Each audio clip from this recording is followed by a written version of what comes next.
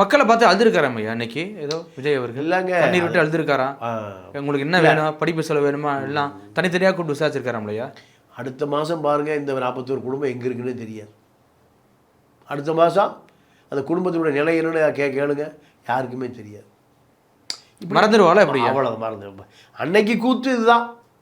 நீங்கள் ஏழை எளிய பெண்களை ஜெயலலிதா கட்டி பிடிக்கும். அதுக்கு முன்பே பொம்பளை போலீஸ் போய் அந்த அம்மாவெல்லாம் செக் பண்ணிடுவாங்க. யார பாம்பும் இருக்கா என்னங்கிறது அது வழக்கமான சோதனை தானே.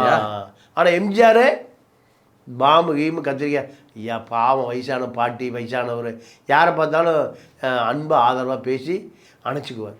அது இயற்கை, இது செயற்கை. அதே போல் தான் விஜய்.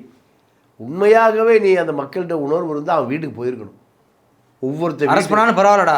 என்னையா உணவு நீ என்ன இந்த தலிபான் தீவிரவாதியா? காபூலுக்கு போகிற, எங்கேயா போகிற நீ? இல்லை வடகொரியாவுக்கு போய் கிம் உன் ஜாங்கை சந்திக்க போகிறையா?